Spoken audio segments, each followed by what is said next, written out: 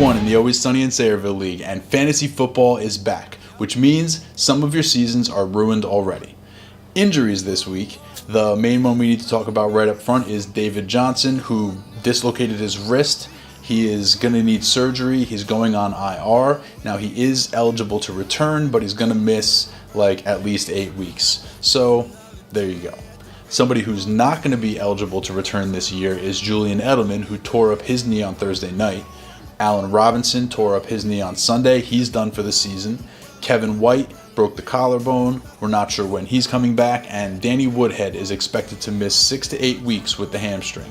And oh, by the way, before the week even started, Odell Beckham was ruled out, so we got to monitor that situation going forward. And Andrew Luck was ruled out, and people are saying that he might not even be back until October. So, welcome back to football. Okay, so the poll results are in.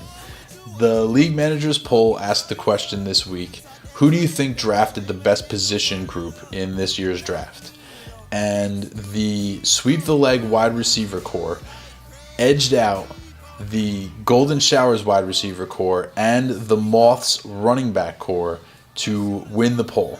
The Sweep the Leg wide receivers got 3 votes. The Golden Showers wide receivers got 1 vote, and the Moths running back core didn't get any votes. Now, I think that's partly due to the fact that, not everybody's voting in the polls. So I figured I would start to bring out the poll on the show and give it a little attention. So maybe you guys will, pull it up. You can get the poll in the app. You can get the poll on the desktop, and you can vote.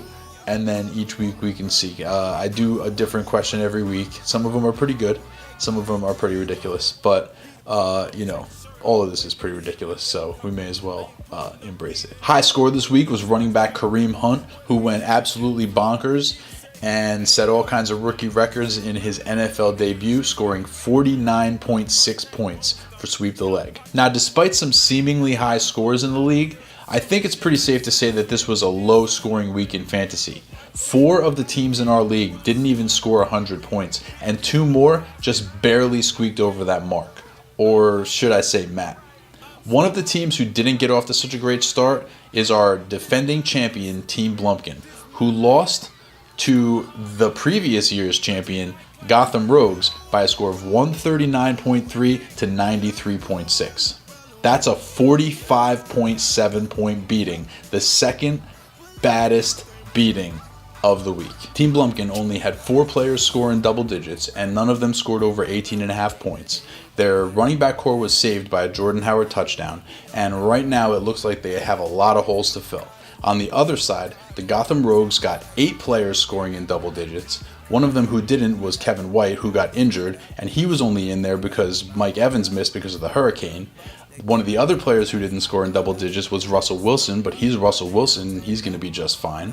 So the Gotham Rogues are off to a good start, and right now, early in the season, they look like a really strong team. Now we switch tracks a little bit. The closest game of the week this week had a brutal ending for one team, obviously, as the Bootleg Crab Leg fell to newcomer I'm With Stupid by a score of 106.7 to 91.6. Now, normally a 15.1 point margin is not that close, it's not that notable. However, when you consider how it happened, it becomes a lot more delicious. Going into the Monday night games, the Bootleg Crab Leg held a 91.6 to 88 point lead. That's 3.6 points, with each team having 1 player left to play. The Bootleg Crab Leg had tight end Hunter Henry, and I'm With Stupid had running back Dalvin Cook. Now, Dalvin Cook played very well, 18.7 points, solid outing for Dalvin Cook in his first ever NFL game. However, on the other side, Johnny had to sit there and watch all game long the Chargers get dominated, and Hunter Henry got no looks, got nothing, got no juice. He made some blocks, but you don't get points for blocks in this league. All game long, Johnny just screaming for Hunter Henry, give me some points, give me something. Nothing all game long. Even when the Chargers started coming back, Phil Rivers starts chucking it all over the yard. Even then, Hunter Henry, nothing. So Johnny goes into Monday night with 91.6 points, comes out of Monday night with 91.6 points, and loses the game by 15.1, getting zero out of Hunter Henry. That's harsh.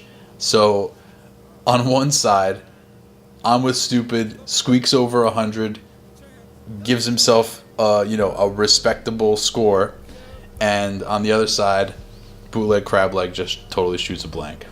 Okay, so I know what you're thinking. You're thinking that bootleg crab leg story sounds pretty goat worthy, and I'm like, yeah, it does. And then I look at the scoreboard where I have all the scores next to each other, and I'm like, and so away we go.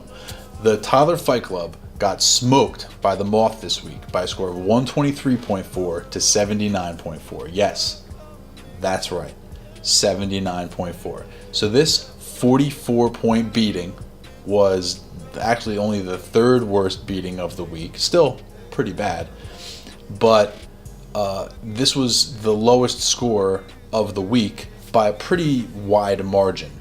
And of course, because it's the first week, it's also the lowest score of the year.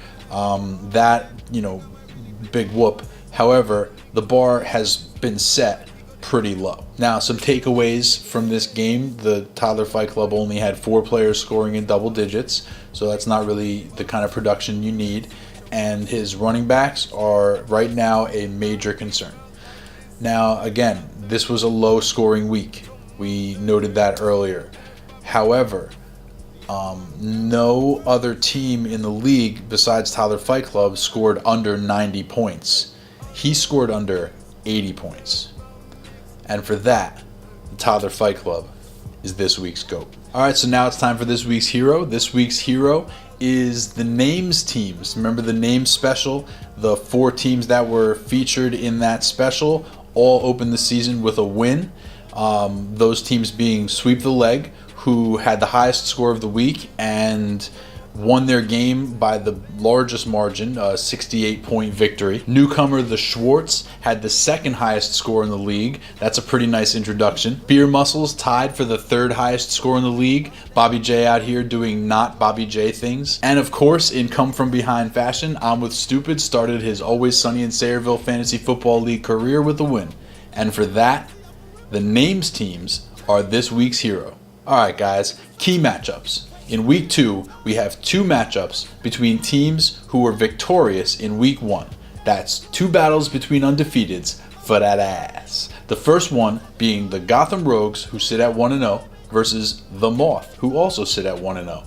2 former champions slugging it out, also, by the way, Porter Division foes. The other matchup features the 1-0 Schwartz, the new guy, facing off against Beer Muscles, also sitting at 1-0, who everybody expects to lose in this number 2's division battle. All right, so that's it, guys. Week 1 update over. Remember to set your lineups. Remember to check out the poll on the main page of the league, the ESPN league, or it's on the app. You just got to kind of poke around for it, but it's there, trust me.